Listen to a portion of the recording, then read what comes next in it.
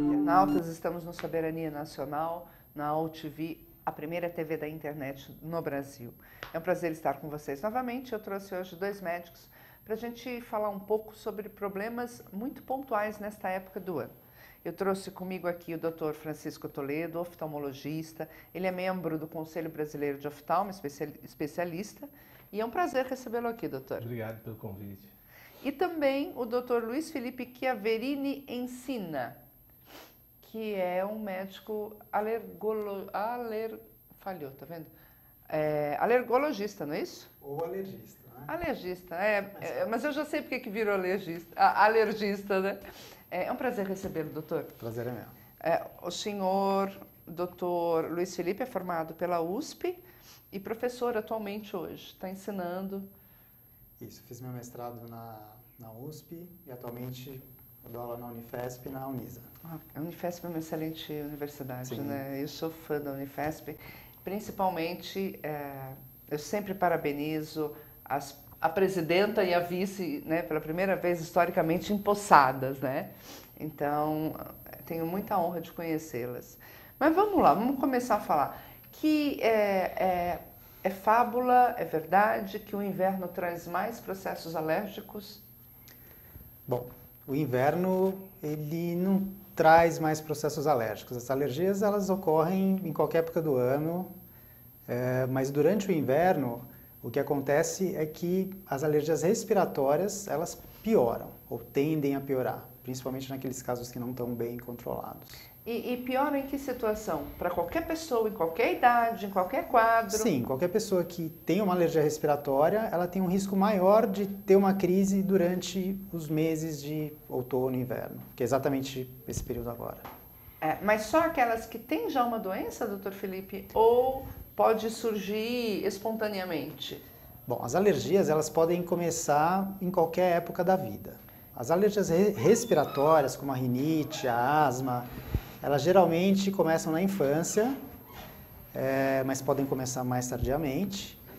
E nessa época do ano, elas têm uma tendência de se agravar. Então, o indivíduo que tem rinite, geralmente a rinite piora no inverno, ou a rinoconjuntivite, como poderemos ver. O doutor Nosso colega Francisco daqui a vai falar. pouco. A asma também é muito nítida, a piora dos pacientes nessa época do ano, principalmente aqueles pacientes que não estão sendo bem monitorados, bem controlados. Ou seja, quem tem rinite, quem tem asma, tem que controlar desde o início e sempre. Sempre. Mesmo se tiver assintomático?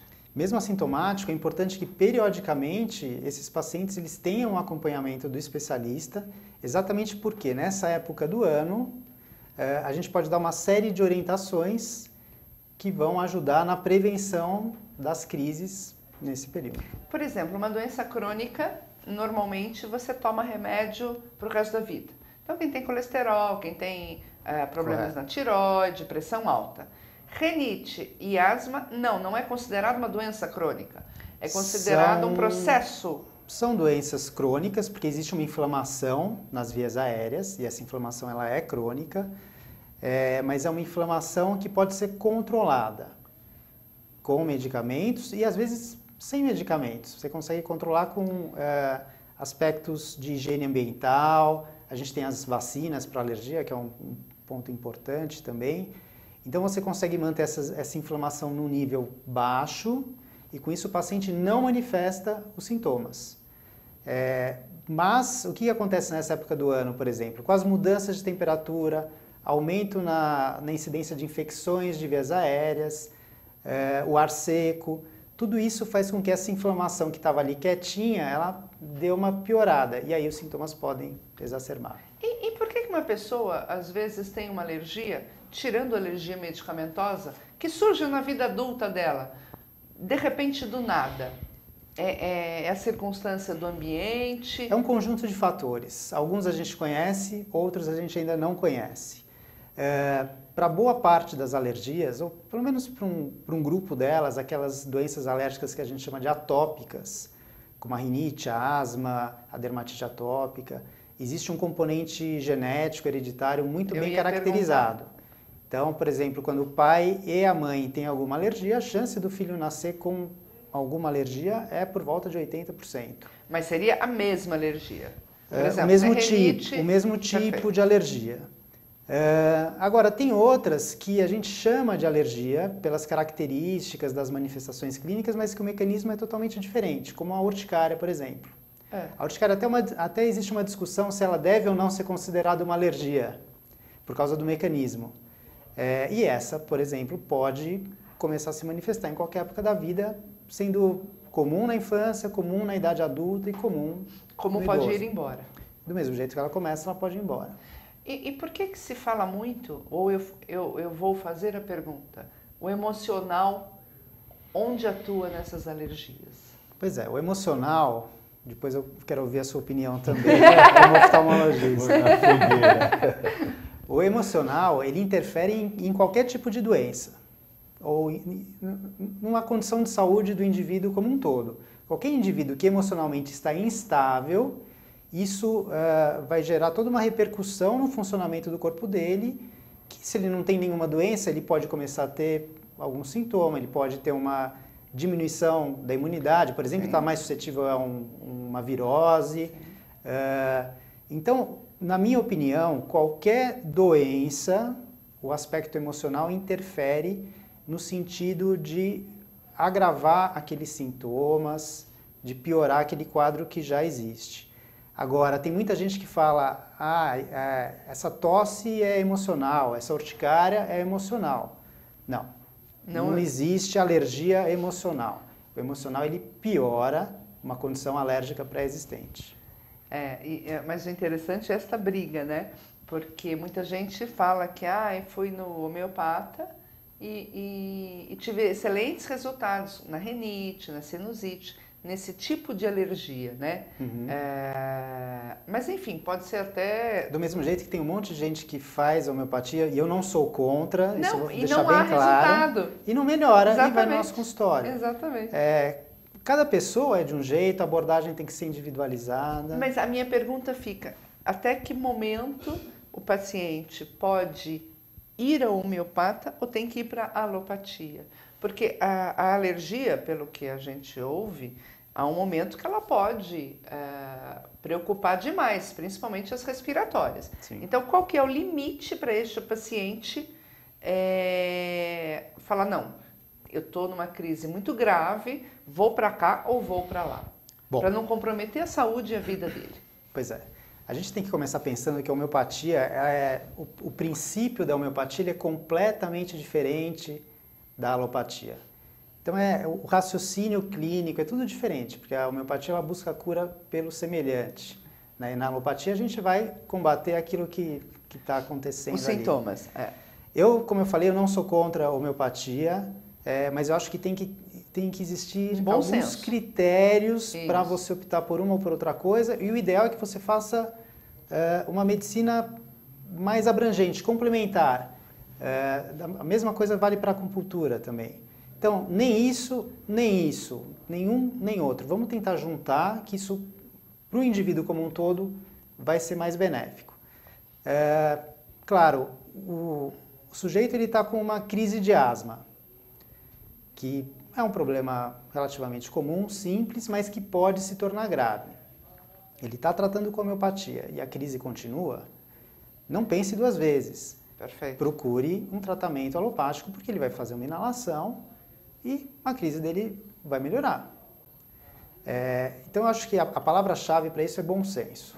Também acho. Até porque eu conheço muitos homeopatas excelentes que na hora da crise falam assim, vamos juntos. Não é? Isso aí. Porque a vida é mais importante que qualquer coisa. Alergias a medicamentos, elas são esporádicas? Depende daquele princípio ativo, daquele medicamento, ou há uma tendência da pessoa já com produtos químicos? Pois é, alergia a medicamento é um capítulo à parte e eu particularmente eu gosto muito porque a minha linha de pesquisa é nisso. E o que a gente tem? Para cada medicamento, para cada grupo de medicamento, a gente tem manifestações clínicas diferentes. Então, por exemplo, vamos pegar o grupo das penicilinas. O indivíduo que tem uma reação à penicilina, ele pode ter diversos tipos de manifestações diferentes, desde uma urticária até um choque anafilático ou algumas reações mais graves. Tem uma que algumas pessoas conhecem, na medicina a gente conhece bem, que é a síndrome de Stevens-Johnson, que é uma reação que tem um índice de mortalidade relativamente alto. Mas ela é medicamentosa? É por medicamento. A síndrome? Sim. E então, para cada manifestação clínica, para cada grupo de medicamentos, a gente tem que estudar e investigar de uma forma diferente. É bastante complexo, mas nos últimos 10 anos houve um avanço muito grande nisso. Na época que eu fiz residência, que faz mais de 10 anos, não precisa falar quantos anos, né? Não precisa. O que a gente fazia com o paciente que tinha uma manifestação de alergia a medicamento? Nunca mais usa isso daí e acabou. Não, mas o que eu vou tomar então, doutor? Estou com dor, estou com... Se vira, é problema do médico que for tratar. Hoje em dia não, a gente quer ir a fundo. Por quê? Tiveram alguns estudos no começo dos anos 2000, ali 2004, 2005, que mostraram que pessoas que têm uma história de alergia a medicamento, chega no consultório e fala assim, eu tive alergia ao medicamento tal. Se você for investigar essa reação, menos de 30% dessas pessoas de fato são alérgicas ao medicamento. Então existe muito a questão de rotular a pessoa como alérgica e ela não ser. Porque eu ia perguntar, porque hoje em dia todo mundo tem alergia. Pois é, e não é bem assim. Na época em que eu era adolescente, eu não lembro de ninguém falar da alergia a leite, por exemplo. Né? E de repente vira um surto, né? Eu não sei se é porque descobriram... A alergia ao leite especificamente está aumentando. Então, e por quê? Mas e por quê? Porque essa é uma boa a gente pergunta. não lembra lá de trás. É o leite da forma como vem sendo feito? Houve uma mudança... porque é curioso, não é? Existem algumas teorias... me parece que é um conjunto de fatores que estão relacionados com isso. Desde questões... obviamente genéticas, ambientais, modo de vida, tudo isso foi mudando com nesses anos todos. Então, realmente, a gente observa uma maior frequência de alergia ao leite, alergias alimentares do que no passado. Exato. Também talvez por se fazer mais diagnóstico hoje do que se fazia, mas existe um crescimento nisso. O senhor sabe que eu defendo arduamente porque as pessoas falam, o câncer foi a doença do século passado. A sensação que eu tenho, se você observar a evolução tecnológica da medicina, que só em 50 teve raio-x, não é? É que não tinha diagnóstico antigamente, né? Mas as doenças estavam aí, né? O que faltava era diagnóstico. O médico ia fazer o quê? Não é? Então, acho... Agora, isso é interessante, só um parênteses histórico. A primeira reação alérgica registrada na história foi no Antigo Egito. Tem lá os hieroglifos contando a história do rei Menes, que foi o que unificou o Alto e o Baixo Egito. Ele teve uma picada de abelha, teve uma reação anafilática e morreu por causa da alergia à picada ao veneno da abelha. Nossa Senhora. Então, quer dizer, desde aquela época, 6.000 anos atrás... Já tinha alergia. Não, a gente volta já. Eu quero agora conversar um pouco com o Dr. Francisco. Então, Francisco, quais são, de uma forma objetiva, porque tem um monte de coisa que eu quero perguntar também para você, quais são as principais doenças oculares que o senhor vê no dia a dia lá no consultório e que requerem um cuidado, um trato? Eu acho que as principais doenças oculares são os vícios de refração, né? Miopia, hipermetropia, astigmatismo e a presbiopia, que é a visão do braço curto. Essas são as queixas mais frequentes quando a gente fala em óculos. Mas existem outras doenças, as conjuntivites alérgicas, né? As conjuntivites infecciosas. E eu acho muito importante dentro da oftalmologia o conceito da prevenção. Existe hoje a principal causa de cegueira não tratável no Brasil chama-se glaucoma, que é o aumento da pressão ocular. E você não tem como fazer o diagnóstico se não fizer alguns exames específicos, rápidos, simples, no consultório, e você acaba prevenindo a principal doença que causa cegueira irreversível. E o que é o glaucoma? O nosso olho ele é uma câmara fechada, né? Dentro dele circula um líquido que nutre o olho. Quando você tem uma produção em excesso desse líquido, ou uma drenagem deficiente, esse líquido se acumula, essa pressão aumenta. Na medida que essa pressão aumenta, ela tende a comprimir o nervo óptico. Então ela vai matando o nervo óptico, você tem uma alteração anatômica, entre outras, que é um aumento da escavação do nervo óptico, e com isso você perde as fibras que dão a visão periférica, do campo visual. Então o glaucoma, o paciente começa a perder a visão de fora para dentro. Então ele é um diagnóstico tardio e geralmente quando feito, a perda visual que o paciente adquiriu, ela não reverte. Reversível. Não reverte, tá? E o tratamento é muito simples, porque na grande maioria das vezes, quando você pega no começo, é com colírio. Só? Só. A cirurgia assim, para o glaucoma ela é reservada para casos onde o tratamento clínico não deu resultado. E é uma cirurgia rápida, se tiver que fazer? Não, a cirurgia de glaucoma complicada. não é hoje em dia uma cirurgia assim que a gente faça de rotina. Ela é reservada mesmo para casos, felizmente, porque ela tem uma taxa de insucesso dentro das cirurgias que é relativamente, de risco. Né? Então, ela é reservada para casos onde o tratamento clínico não deu certo. E o tratamento com colírio, ele tem um período determinado ou é pro resto da vida? É pro resto da vida. Não tem Casou problema. com o glaucoma, São só umas gotinhas. são uma gotinha às vezes à noite. Então, Né? Vale Agora, a pena prevenir. Agora, a pergunta, e aí é para os dois, eu vou aproveitar. O mundo mudou muito, porque foi muito rápido, porque vocês não se formaram há muito tempo, não é verdade? As modificações da doença, qual a influência dessas mudanças tecnológicas na área de vocês? Né? E aí eu estou falando de computador, celular, todos os Androids, etc. e tal. No que isso mudou dentro da oftalmologia e dentro da área? É muito interessante a questão do computador, porque a mãe chega e fala assim, ele está estragando, né, os olhos porque está usando o computador. Isso é mito. O computador ele não estraga a visão, mas ele cansa.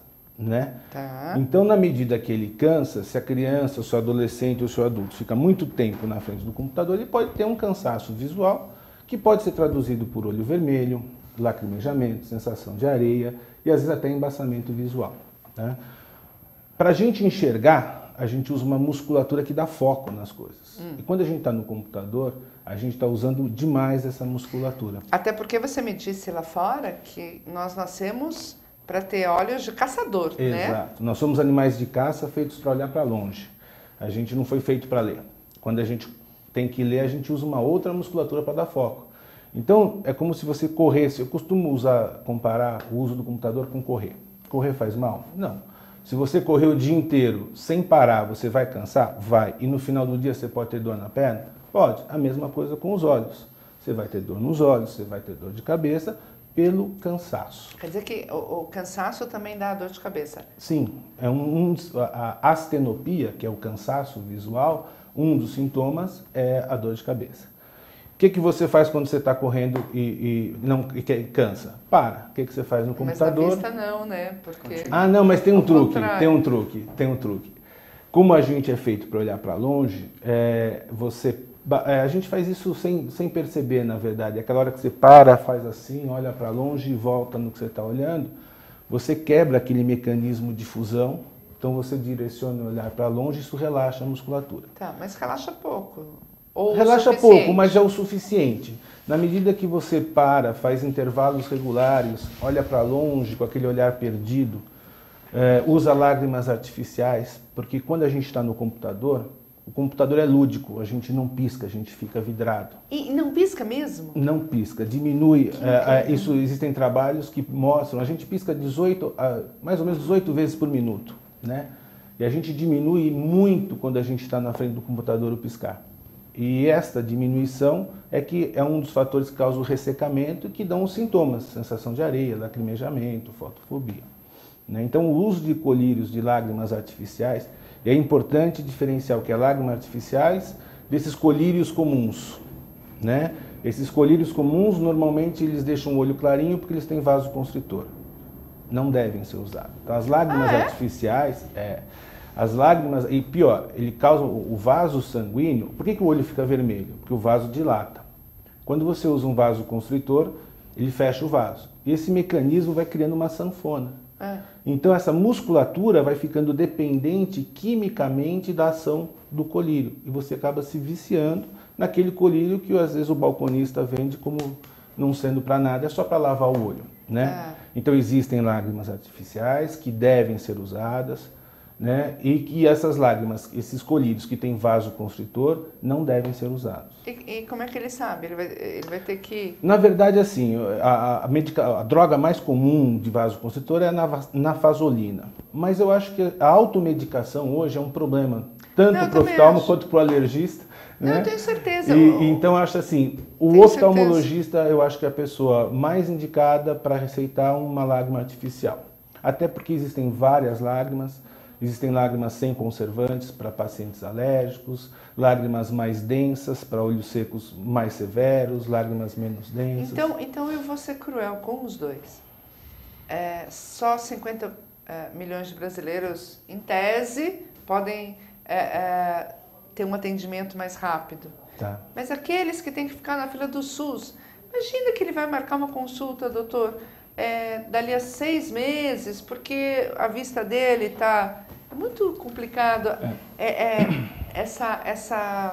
esse atendimento à população, né? De especialidades que para ele, cidadão, ele nem sabe. Né?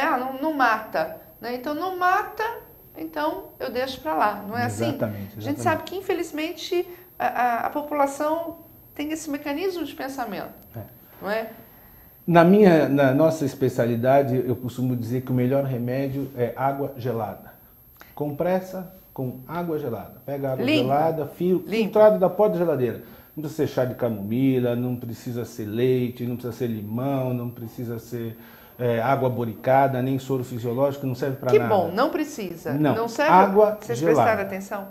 Não serve para nada. Não, porque o que importa é a temperatura e não o líquido. Então a água gelada vai promover a vasoconstrição, quer dizer, o fechamento do vaso. Então vai diminuir o processo inflamatório, vai diminuir a sensação de areia, vai diminuir o lacrimejamento, vai diminuir os sintomas. Tá.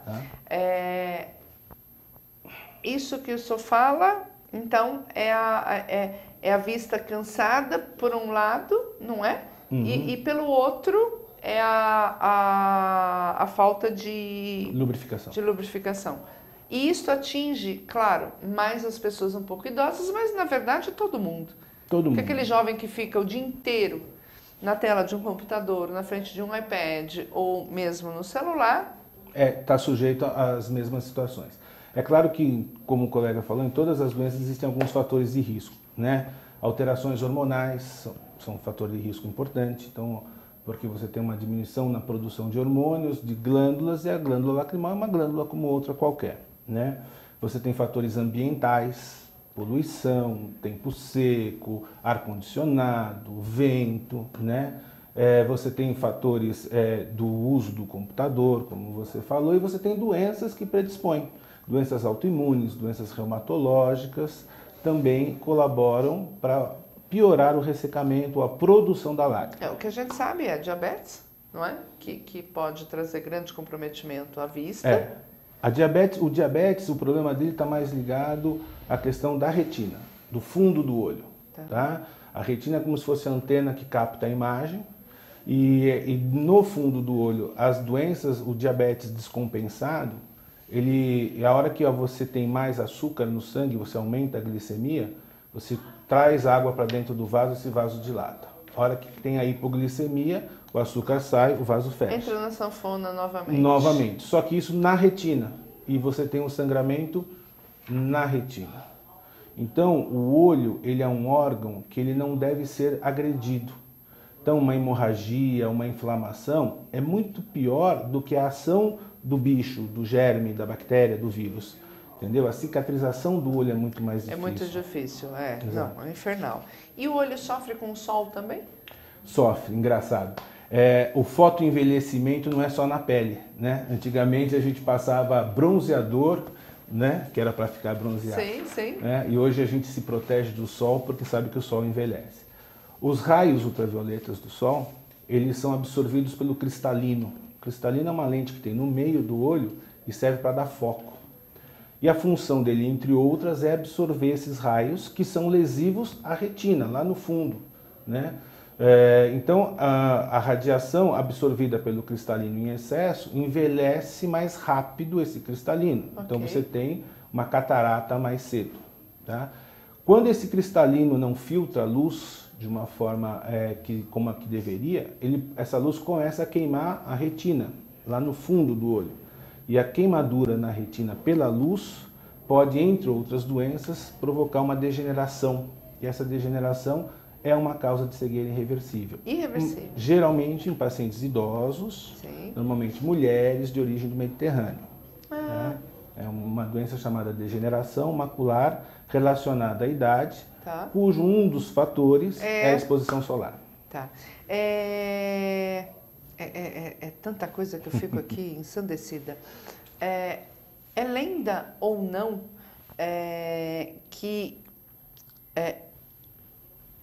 como é que funciona o óculos de perto, aquele óculos de computador e o óculos à distância? Tem que usar os 3 mesmo? Não. Na verdade, o que acontece é o seguinte.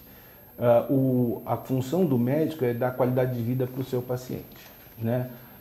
Tem pacientes que têm um grau muito pequeno e convivem bem com este grau, para longe. A nossa necessidade visual para longe hoje é menor do que antigamente. Cai naquilo que você começou falando, que é a mudança de hábito, né? Então, assim, hoje em dia, para que a gente usa a visão de longe? É para ler na televisão, né, uma legenda, para dirigir à noite, mas o nosso dia a dia hoje é próximo, tá? Então, assim, o que rouba a visão para longe, na doença mais comum, é a miopia, né? Então, o paciente que tem graus altos de miopia, esse precisa de um óculos para longe, porque ele tem um ponto de visão muito próximo. Então, ele enxerga a 2 metros ou a 3 metros, ele precisa do óculos. Se a miopia for baixa, ele consegue conviver bem com uma miopia baixa. Tá.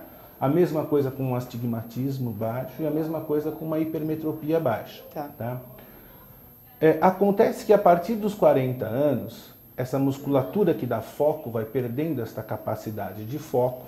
A gente vai começando a afastar, né? O zoom da máquina fica meio lento, aquela coisa que para, olha, volta, né?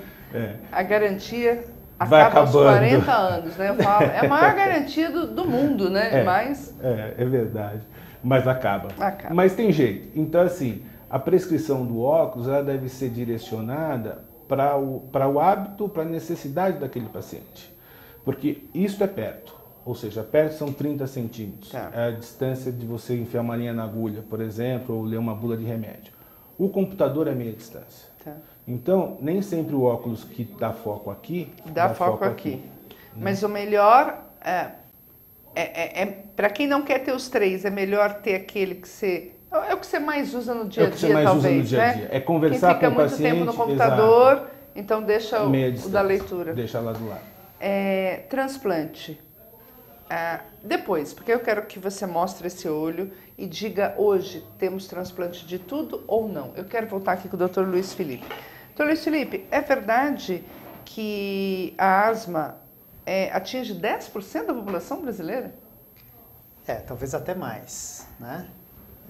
Hoje a gente tem uma estimativa de que 20 a 30% da população no mundo tem algum tipo de alergia. De alergia? De alergia. Tá. E a asma, assim como a rinite, talvez seja mais frequente, mas a asma está perto, um pouco atrás. Então, é por volta disso mesmo.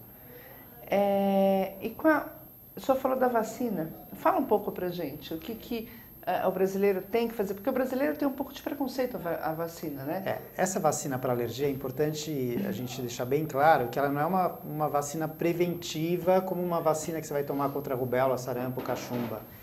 Ela chama vacina porque é uma forma da gente mudar o jeito que o sistema imunológico responde diante de um estímulo como o ácaro, da poeira, um fungo, uma barata, etc.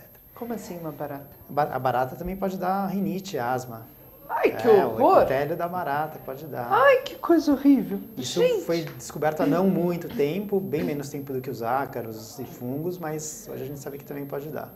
Ai. E barata, ela não está só onde a gente vê. A gente não vê, mas ela passou por ali também. Ai, não, para. Eu acho que... Ai, bom, vai, Bom, continua. voltando às vacinas, né? Então, hoje a gente tem muito bem estabelecidos protocolos de imunoterapia, seria o termo mais adequado, tá. para tratar rinite, asma, que são as duas alergias respiratórias, e alergia ao veneno da abelha, vespa e formiga. Tá. Como é que funciona isso?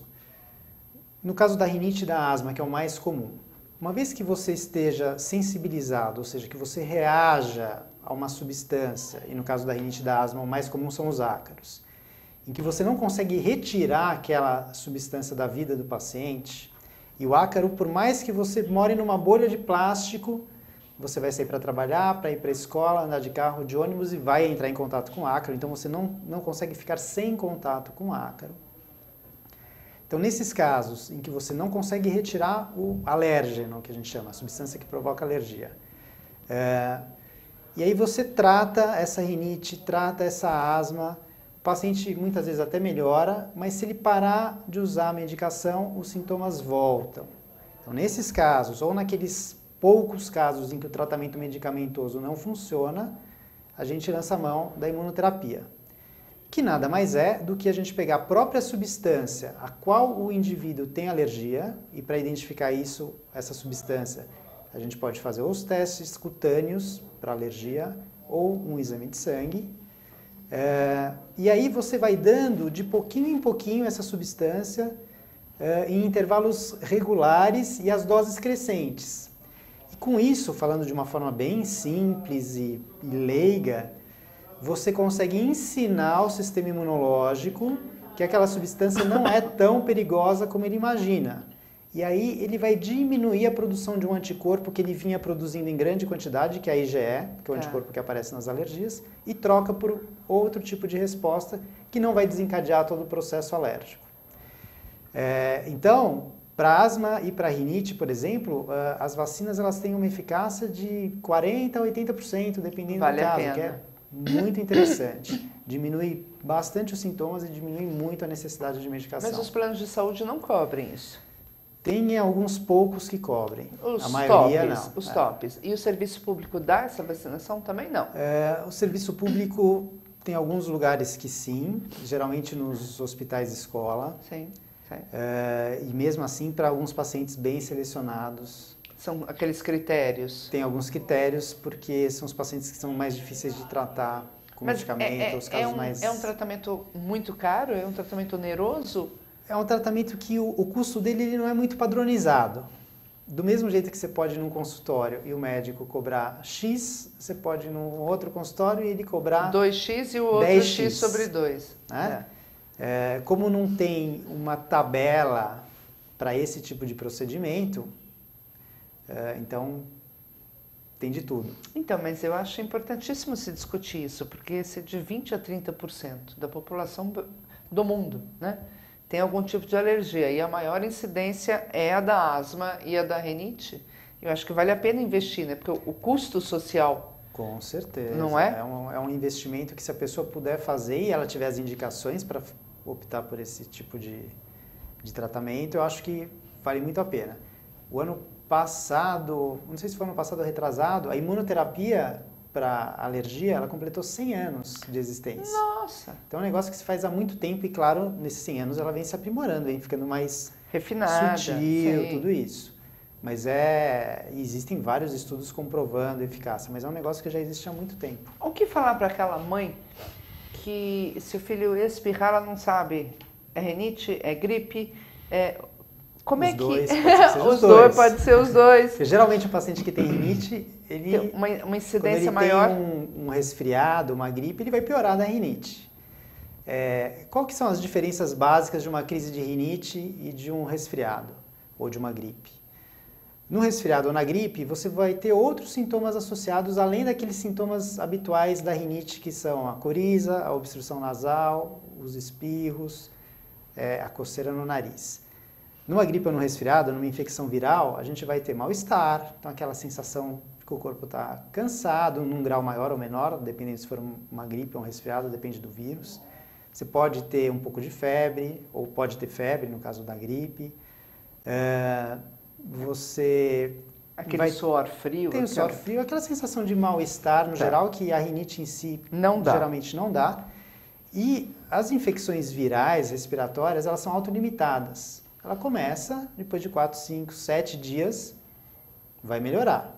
Ok. Com ou sem remédio. A gente toma os antigripais, não sei o que, para aliviar os sintomas. Mas ela vai embora. Né? A rinite, se você começou uma crise e você não tratar, ela tem uma chance de persistir por mais tempo. Principalmente se você continuar exposto àquilo que está causando. E quais os cuidados que devemos ter, então, para tentar evitar essas doenças? Bom, tem algumas orientações que a gente dá para os pacientes que têm alergia respiratória. Qual é o tipo de ambiente que a gente consegue interferir para melhorar esse ambiente e, consequentemente, diminuir a exposição aos alérgenos inalatórios, né, que são os que dão alergia respiratória? É o ambiente de casa. No trabalho ou na escola, você não vai conseguir, vamos tirar o carpete aqui porque eu tenho rinite. É difícil. Ou vamos mudar a cortina da escola porque tem uma pessoa que tem rinite. Mas em casa a gente consegue. Então, o objetivo do que a gente chama de controle ambiental ou higiene ambiental é diminuir ao máximo fatores que possam acumular poeira e ácaro dentro de casa, considerando que o ácaro é a principal causa de alergia respiratória. Então a gente vai pedir para a pessoa preferir sempre ter um piso frio, ou de madeira, ou de pedra, do que um tapete, carpete. Evitar milhares de bichos de pelúcia. Evitar objetos que acumulem poeira dentro do quarto. Cachorro, gato fora de casa. Cigarro, nem passar perto. Então são algumas coisas que não vão resolver o problema, mas ajudam bastante. A aliviar. Sim. E aquele vaporizador, aquilo também funciona? Porque então, a pessoa poderia pôr no trabalho, o vaporizador, tem até um produto que elimina fungo, elimina ácaro. Verdade. Esses produtos funcionam. O vaporizador, na verdade, ele é uma faca de 2 gumes, porque se aumenta muito a umidade, se aumenta também a incidência. Fungos. Perfeito. Agora, esses outros que matam ácaro, matam fungos, eles funcionam, mas o raio de ação deles é muito pequeno. Você teria que ter vários dentro de casa. Na minha opinião, a medida mais efetiva para quem tem alergia respiratória em casa está no colchão e no travesseiro. Por quê? O colchão e travesseiro é o lugar onde tem mais ácaro dentro de casa. É mesmo? O ácaro, ele gosta do quê? De calor, umidade, e ele come restos de pele. Tanto que o nome de um dos ácaros é dermatofagoides. Dermato de pele e fagoides de comedor de pele, de restos de pele, né? Não pele viva. Então imagina que você está lá deitado na sua cama, descama o tempo todo. É uma Disneylândia dos ácaros, né? Então qual que é a medida mais eficaz? Coloca uma capa plástica anti-ácaro no colchão e no travesseiro. Se você vai ficar lá deitado na sua cama 6, 8, 10 horas, para criança até um pouquinho mais, dormindo, você já sabe que esse período, a sua exposição ao ácaro vai diminuir bastante. Então você, pelo menos durante esse período, está diminuindo esse estímulo para o sistema imunológico reagir de uma forma exagerada. Nossa, que loucura, né? Barrabás. Agora eu vou voltar para o Dr. Francisco. Explica para a gente, Dr. Francisco, o nosso olho, né? Olho. Quando você perguntou das doenças mais comuns, né, eu falei do glaucoma, o nervo óptico é essa estrutura que está aqui atrás, né, que pega a imagem captada pela retina, que é como se fosse esse papel de parede que reveste o olho internamente, e transmite para o cérebro. É assim que a gente enxerga, né? Quando este nervo começa a morrer, é que tem o glaucoma que a gente conversou, que o olho é uma câmara fechada. O cristalino é esta lente que tem dentro do olho e que serve para dar foco na imagem, né? Então é ele que faz a imagem cair no ponto certo da retina para que a gente possa enxergar. Esta situação de envelhecimento do cristalino é a catarata. Então, quando começa a embaçar o cristalino, a imagem deixa de passar nítida pelo cristalino, chega embaçada na retina. Então não adianta você colocar um óculos aqui na frente, porque vai continuar embaçando, né? Que é uma das doenças mais comuns. E a cirurgia retira essa... A cirurgia você faz um furinho hoje de 2 milímetros de incisão, né? Entra aqui dentro do cristalino e você aspira como se fosse uma mini britadeira com ultrassom esse cristalino. Você aspira, pelo aquele mesmo furinho você injeta uma lente que é dobrável e entra aqui dentro. Então, o interessante na cirurgia de catarata... Essa é a lente que os planos de saúde não cobrem? Cobrem. Isso é uma situação interessante. A cirurgia de catarata hoje, essa que eu te descrevi, é uma cirurgia feita por facoemulsificação, que é esse aparelho que emulsifica e aspira. As cirurgias antigas, elas exigiam uma abertura maior para você tirar o cristalino em pedaços, você não dissolvia o cristalino. Então, por esta abertura maior, você colocava uma lente maior. As lentes dobráveis importadas, elas, por serem dobráveis, elas entram neste furinho menor. Quando elas entram nesse furinho menor, eu termino a cirurgia e, via de regra, não preciso dar ponto na cirurgia. Tá. Não, ela é mais fácil. É como se a gente comparasse a cirurgia de vesícula antiga com a atual. Então, não é que a qualidade da lente nacional seja ruim, é que às vezes a técnica para implantá-la é diferente da técnica de melhor uso. Tá. O que hoje faz transplante? A córnea. A córnea é como se fosse a lente do relógio, a parte da frente do olho. A parte de fora. A parte de fora. É esta lente aqui, é aqui que a gente faz as cirurgias de miopia, é aqui que a gente faz cirurgias de astigmatismo, né? E é aqui que a gente pode trocar. O transplante de córnea hoje no Brasil, hoje praticamente não existe fila para transplante de córnea. Não sabia. É uma situação que hoje assim, tá bem, é uma cirurgia bem estruturada no Brasil, né? E é uma cirurgia que tem resultados bons, mas não é uma cirurgia feita para qualquer um. Existem, né, sim, uma série de... o bom é não fazer, mas não é mais como era antes. Já é uma cirurgia mais tranquila. Que pena, quer dizer que então... Que a gente pode trocar no olho é só a córnea. E o cristalino. Então, o cristalino há pouco tempo. Na verdade, o cristalino, a facoemulsificação já tem uns 12 anos no Brasil, mais ou menos. Puxa vida. Antigamente, essa cirurgia, ela era feita assim, a gente colocava um aparelho que congelava o cristalino, né? Então você ia, congelava e arrancava esse cristalino como um todo, né? Então a hora que você arrancava esse cristalino, arrancava junto outras estruturas. E aí você colocava uma lente de óculos grossa, então aqueles pacientes que usavam aquelas lentes grossas para compensar este grau. Né? Então daí vem aquele conceito que precisa esperar amadurecer a catarata, porque ela madura, ficava mais dura e congelava mais fácil. Hoje não. Hoje você com cataratas mais incipientes, cataratas menores, mais moles, a técnica cirúrgica é mais fácil porque você aspira de uma forma mais fácil. Tá? Entendi. Muito bem. O óculos de sol. Óculos de sol. Há pouco tempo a gente falava assim daqueles ganchinhos que as meninas e os meninos estão pondo na rua comprando de camelô no dente, né? E óculos de sol traz esse mesmo problema pela qualidade da lente? Precisa tomar cuidado, porque a gente vê óculos de todos os preços, em todos os lugares. É recomendável, não é? O que o consumidor precisa ficar atento para não estragar o olho? Você lembra quando a gente falou do fotoenvelhecimento, né? Então o óculos de sol, ele serve para prevenir o envelhecimento do olho, filtrando os raios ultravioletas. Então, o cuidado que a gente tem que ter é comprar um óculos numa ótica. Via de regra, nas óticas, os óculos têm proteção ultravioleta. E nas óticas existem aparelhos que medem essa proteção ultravioleta. Mas e por que é tão caro? É caro mesmo? Não é caro. Porque eu acho que é isso que leva as pessoas a comprarem na rua. Não, na verdade, o que é caro é a grife da armação.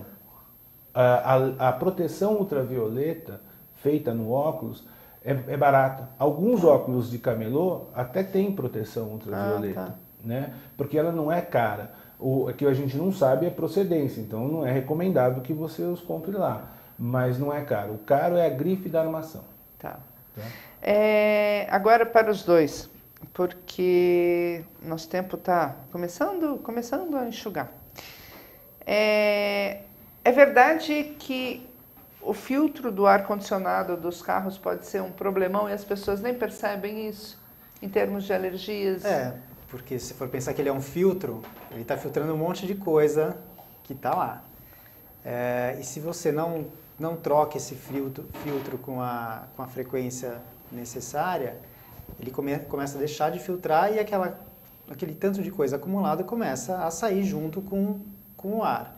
E aí entram os ácaros, os fungos e até outras partículas que não são alergênicas, mas que podem irritar as vias aéreas e acho que até o olho, causando uma irritação e sintomas. É verdade que é melhor um pano úmido do que vassoura, espanador? Sem dúvida. A gente vai acabar com aquela coisa, O que a vassoura... a estereotipação da mulher varrendo com o espanador? O que a vassoura e o espanador fazem? Eles mudam a poeira de lugar. Tira daqui e joga para lá, tira de lá e joga para cá. Pano úmido não, você consegue tirar a poeira e tudo que tem na poeira, né? Do mesmo jeito o aspirador.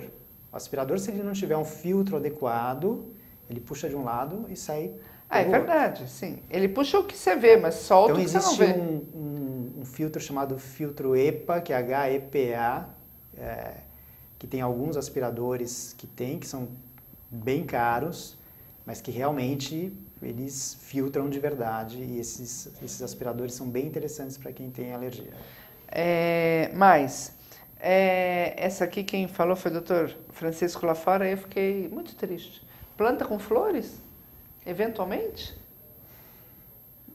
Depende. Existe muito a questão da alergia a pólen, que muita gente fala, mas que é super comum no hemisfério norte pelas características climáticas dos países Estados Unidos, Canadá, países europeus, Japão, que para a gente aqui no Brasil não é tão importante, exceto nos estados do sul. Então, de São Paulo para cima, a gente vê muito pouca alergia a pólen. E aí, nesse caso, a planta, a flor dentro de casa, pensando numa alergia ao pólen que poderia ter nas flores e tal, não interfere tanto. Pessoas que têm uma rinite que está muito mal controlada, qualquer cheiro vai piorar a rinite. Nem e aí perfume, entra então. Perfume, a Desodorante, flor, desodorante, qualquer coisa vai fazer piorar. Como agir, ou como... porque normalmente a alergia aparece na pele, né? Algumas delas. Pode coçar, não pode coçar? Como é que você percebe que é um processo alérgico? Porque há uma dificuldade, né? Pra você... Não, acho que tem uma coisa errada mesmo. Como a gente comentou, coçou, já se pensa em alergia. Mas não é Nem necessariamente tudo que coça isso. é alergia. Como que a gente faz para saber se uma lesão de pele, alguma coisa que apareça na sua pele que está coçando, é uma alergia ou não? Só tem um jeito, indo no médico. Não tem outro jeito. Mas às vezes eu vou no médico e não está mais. Aí eu chego em casa, aparece de novo. Então a gente volta para a pergunta das tecnologias. Para a prática do alergista e talvez também para o dermatologista, a facilidade de ter um celular que tem uma câmera fotográfica é espetacular. Talvez tenha sido uma das grandes conquistas tecnológicas aliadas a essa prática clínica. Então, tira uma foto, tira várias fotos daquela lesão e procura um especialista. E aí, mesmo que você não esteja com a lesão na hora, você vai mostrar foto.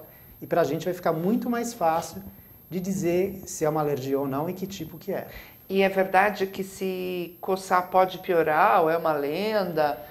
E tem diferença quando ela melhora no quente, melhora no frio? Bom, coçar piora ou não piora? Se você coçar a pele, você vai acabar lesando a sua pele, então piora, independente do tipo de alergia. Tem algumas que pioram muito com o ato de coçar, por exemplo, as dermatites. Melhora no frio, melhora no calor, também depende do tipo de lesão que a gente está vendo. Se a gente for pegar uma urticária, tem urticárias que são desencadeadas pelo frio, outras são desencadeadas pelo calor. E tem urticárias que, são a maioria delas, não tem uma relação direta com o fator físico. Mas do mesmo jeito que no olho, como tem uma vasodilatação, você faz a compressa com água gelada e alivia. Se você tem uma urticária, por exemplo, você pode fazer uma compressa gelada, vai diminuir essa vasodilatação e vai aliviar. O problema da urticária é que as lesões elas vão mudando de lugar, então você tem que ficar fazendo compressa no corpo inteiro, né? Não é o mais eficiente. O ideal realmente é fazer o diagnóstico certo e entrar com a medicação, com o tratamento adequado. Tá. O nosso tempo está chegando ao fim, então eu vou passar a palavra para os nossos convidados.